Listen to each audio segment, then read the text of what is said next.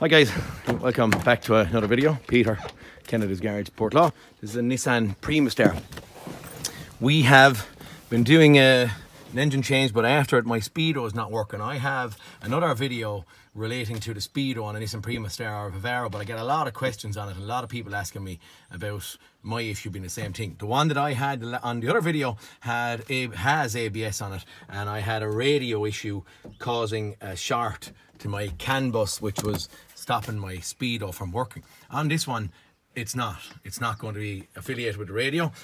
After our engine change, we drove it, speedo went up, and then intermittently it was glitching up and down, and I haven't caught it on camera while I was driving. I would have liked it, but I haven't caught it. I've done about 20 miles in it after we've done the engine change, and at this point it's working right now. But neither here nor there, I'm not going to leave it out without resolving the pins and doing a video on it. First thing I'm going to show is I'm going to cycle our key on. So I'm going to turn on the ignition and we have a look. I have no ABS on this vehicle, okay? So the other one I have ABS on it, but I have no ABS lights. I've check engines, I've stop. I have over here, we have airbag, check engine again, seatbelt, but we've no airbag lights on this. So it'd be nice probably to show you one with airbag lights. ABS lights on this. And why? Because we have no ABS on it.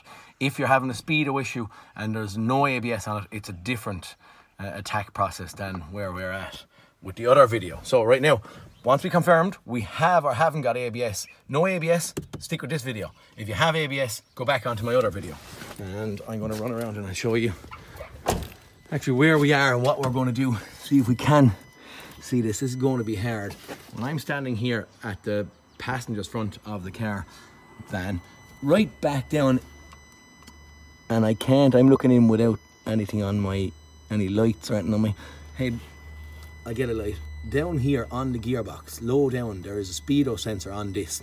And the reason for the speedo sensor is because there's no ABS on it and it's not able to pick up a speed signal from an ABS module or an ABS speed sensor that's on the wheel. So right now, it's been driven off the gearbox, but what happens to these things a lot, there's 3 little pins in it. Actually sit like that inside in the speedo sensor, and what happens is the pins, water gets in there, or ingress, and the pins get slightly damaged. So what I'm going to do now is I'm going to try and get in, clean them a little bit, and I'll try and show you where the pins are if it's going to help anyone. A lot of comments and a lot of lads get stuck on these, so hopefully this will be a good thing for you. It's intermittent, as I said there, hit and miss on this thing. It works, then it doesn't work, then it works, then it doesn't work.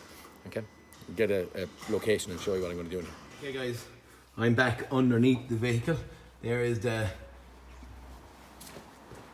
passenger side front. So as I said, when I was up here, it's down in on the gearbox at this side. So I'm going to go down.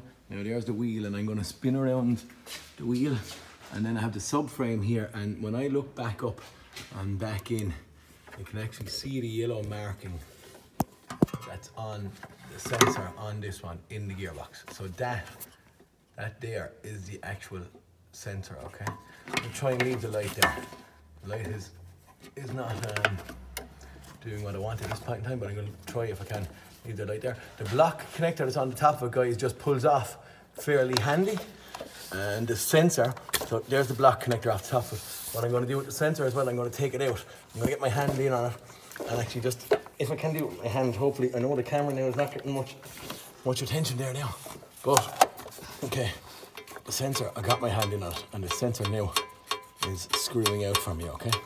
So it's as simple as that.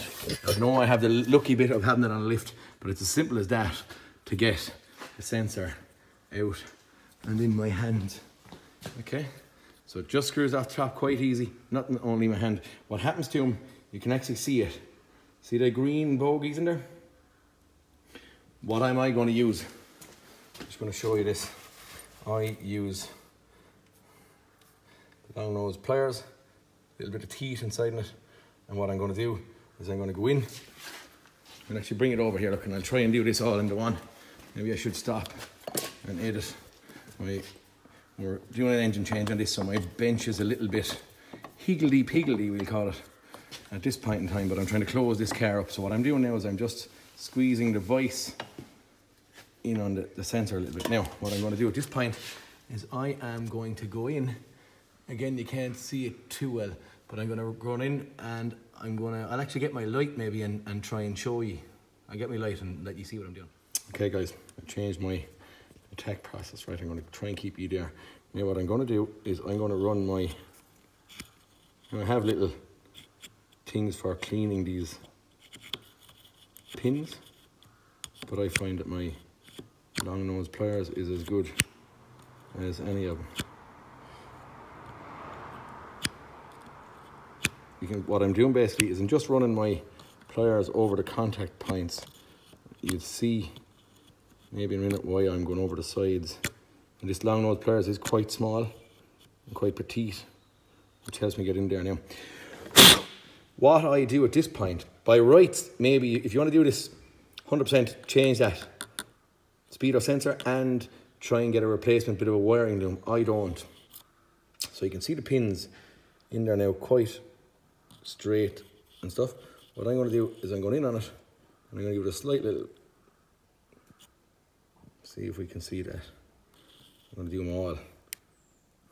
Once I do them all, I'll give you a little look again. Now all I have done, if this will pick it up, I've twisted the pins ever so slightly, okay? And by twisting the pins, maybe you can see it, maybe there you go. By twisting the pins ever so slightly, what it does is it just, where it slides into the spade connector, by twisting it, it just makes it that little bit tighter on the pins of it. So the male part we've twisted and it's going into the female part and it's just making it that little bit tighter, snugger, and it makes the problem go away. Might not be long term, it might not be 10 years down the line before this happens again, and maybe there is even ways of stopping the water. I did put up a little protective sleeve off that block connector before I took it out, which you didn't see, but that's what I do. Water does go down there. It's kind of a bad design, the way the wire is hanging from high up to low down and water goes in there. But that is the fixing. May it be temporary or permanent, it is. I have never had them come back on me now once I've gone on it, okay? Slight little twist on them, only ever so slightly. Do not break them, okay? Guys, you can stick it back in the same way as I'm after taking it out. Oop, apologies. Yeah, exact same thing in reverse. In, screw it on.